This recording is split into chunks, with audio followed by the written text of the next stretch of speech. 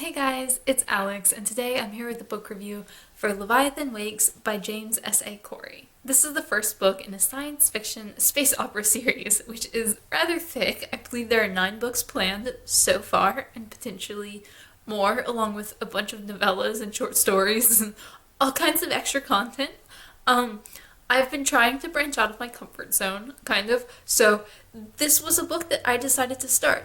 I watched the TV show adaptation. I believe it was done by Sci-Fi and then it was picked up by Amazon to continue after season 3 perhaps. Not 100% sure on that, but I watched that with my boyfriend because he really does like science fiction, space opera type things, and I really did enjoy the show. Kind of a surprising amount.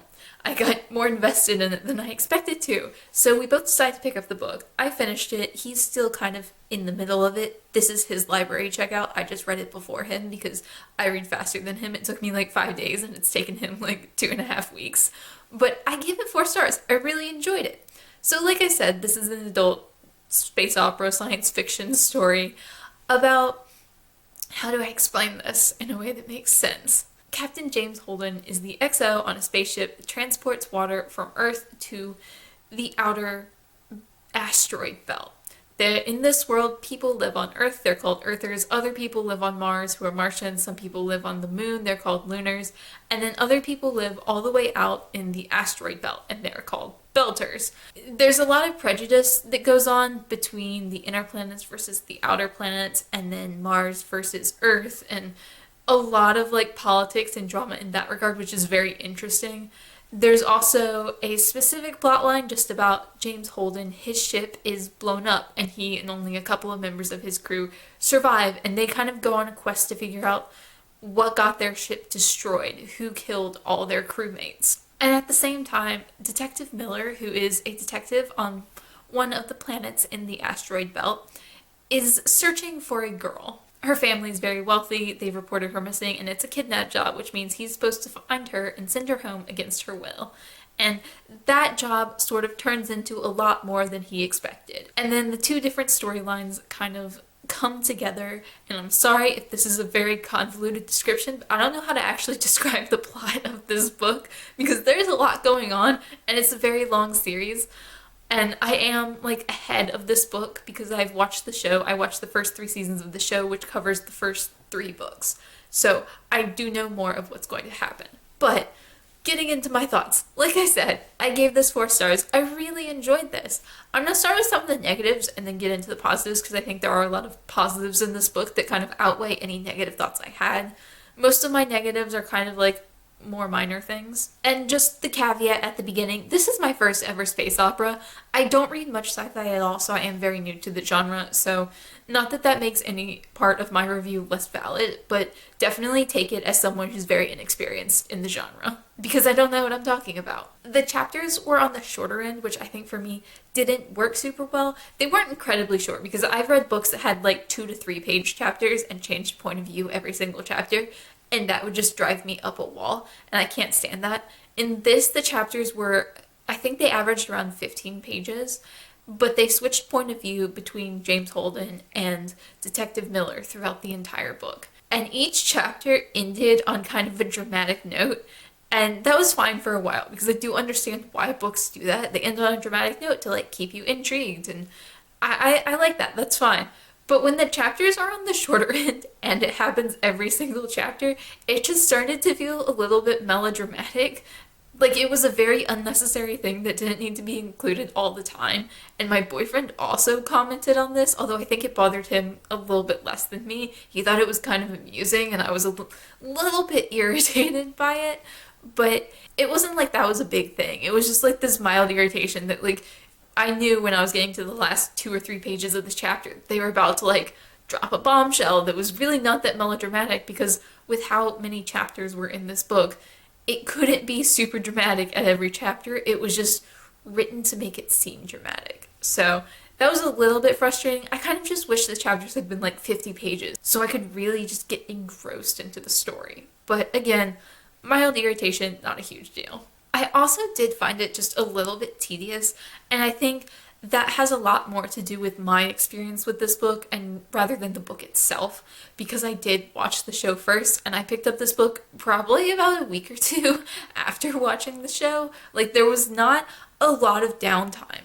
And the adaptation of the show, I think it's a really good adaptation, first of all. Not that that's really important for this review, but it's also very close in terms of plot points. It kind of the first two seasons of the show kind of combine the first two books in a weird way. I haven't read book two, so I don't know how it does that. But just looking at book one, pretty much all the plot points and the story from book one are exactly told in the show. So just knowing how close the adaptation was, it did start to get a little bit tedious and just like a little bit boring. It wasn't super exciting because I knew exactly what was going to happen. And there were some details that were changed and like some characters who weren't in it or who had a slightly different role. But for the most part, it was a very, very close adaptation. And I just found myself getting a little bit tired, a little bit bored, just having to force myself through it because while I was enjoying the book, I just knew everything that was going to happen and I was so familiar with it because I hadn't taken any time off. So I do think that kind of negatively impacted my experience just a little bit. But again, I don't blame the book for that because I really do think that was just me and my experience. I would say that if you are going to watch the show first, which I'm actually glad I did because I am so new to the genre, it really helped me like visualize everything because I had seen these characters, I had seen the places and the spaceships. The show helped make it real for me and the show helped give me like the details that the book didn't just because I'm not used to this kind of thing. But I wish I waited like a month or two to pick up this book instead of just immediately going into it after watching the show. That was pretty much all the negatives I had. Not a lot negative about this book. This was just really, really fun. Like, I don't think it's necessarily groundbreaking because, like, you know that feeling when you read a book and you're like, wow, this is just breathtaking and groundbreaking and it changes my perceptions on, like, the world or, like, it changes my beliefs or it changes the way I think about something. This book doesn't really do that. It's not trying to. It's so much fun. Like, this book, I had just such a fun time reading it, and it's so easy to follow along with, which kind of surprised me because, like I said, I'm new to space operas, never read one before, never really wanted to read one before, but this was just, like, very easy to get involved in. Like, I was down for these characters and their story, and, like, even knowing where it was going and what was going to happen, I was just like, let's see it again. Like, this is a fun time, and I would definitely recommend it if you're looking for something that's like, it's not lighthearted in any way. Like, there's a lot of bad things that go down, and there's like some graphic bad things that go down. But it's fun in the way that like a thriller is fun. It's like that easy kind of fun where you're just absorbed in this story and you're just along for the ride and like this is the greatest way possible. And I enjoyed that so, so much. I also really liked the characters. I think the characters were really well done in this book. They were just also interesting and well developed, and I do think part of that is because I watched the show. Because in the show, some of the more side characters definitely had a little bit more personality and character development, partially because I have watched all three seasons, so I'm on book 3 basically in what I know about the show. But also just because when you're on a show, if someone is present in a room on the show, you're getting more character development from them.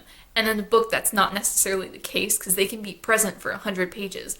But if they aren't described in any way or they're not described much, you don't get as much from them. So there were a couple of characters that were a little bit lesser, just like a little bit. But they were just really well done characters. At the beginning, I was a little worried because they do kind of embrace tropes in this, but they do it so well. And I say they because the author, James S.A. Corey, is a pen name for two people whose names I'm blanking on. They embrace tropes in the way that Detective Miller is the cynical, jaded cop. He's an alcoholic. He's divorced from his wife. He has no kids, no family. He's just kind of like in the system. He knows it's corrupt, but he doesn't really care because that's too much energy to care.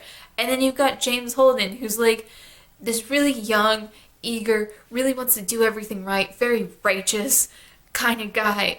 And they're tropes, you know, like they're very stereotypical tropes or cliches.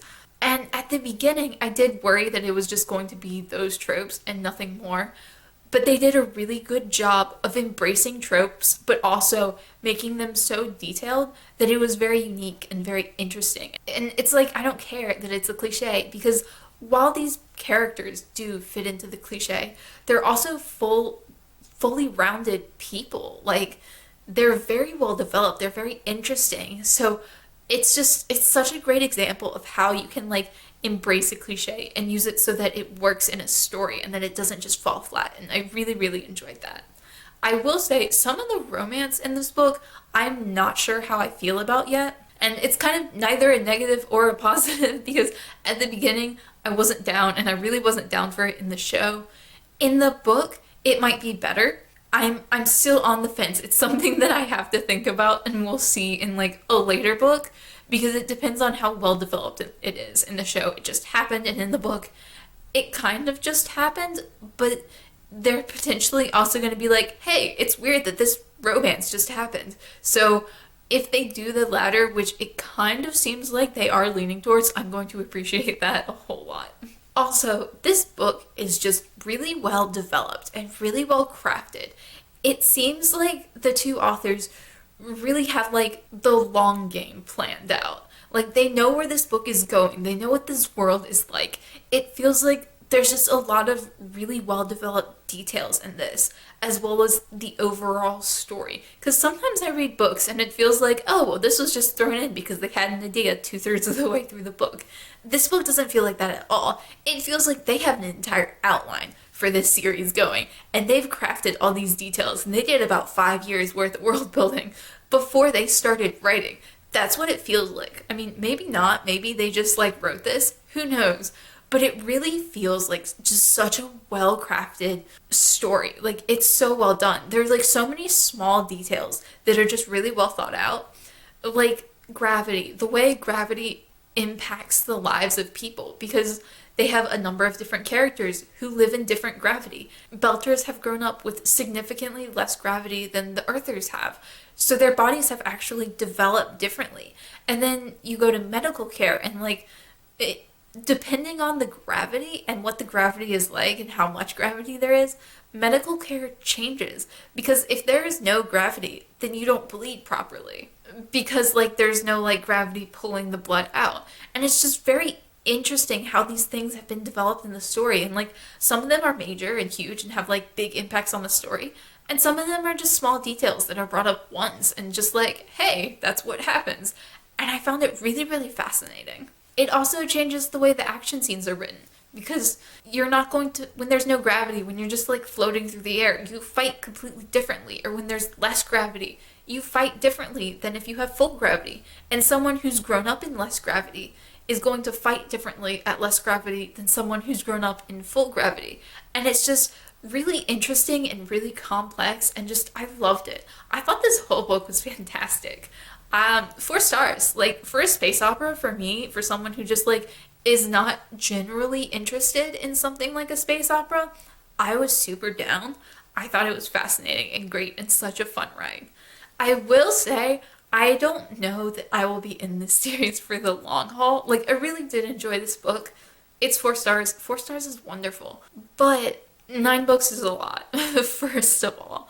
And second, because I have watched 3 full seasons of the show, which is up to book 3, roughly, I believe. And then after reading this book and kind of putting the two together, I can kind of see the trajectory of where this series is going.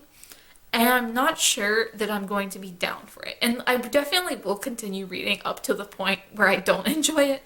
But I could see myself reading book 2 and enjoying that, and then reading book 3 and kind of feeling like this is going in a direction that I'm just not fully appreciating, because I feel like I might like what is the exposition of the series. And my boyfriend is also reading this book. He's almost done with it.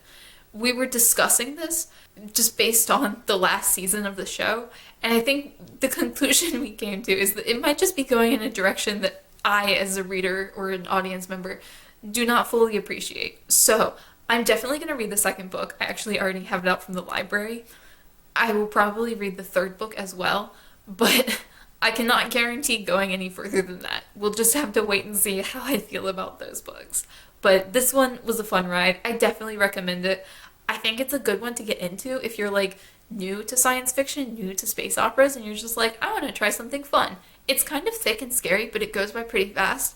And I thought it was great. Like, I would highly recommend this book if you're interested in something like this. Let me know down below if you've read Leviathan Wakes or anything else in the Expanse series, and what you thought of it if you have. And as always, thank you guys so much for watching, and I will see y'all again soon.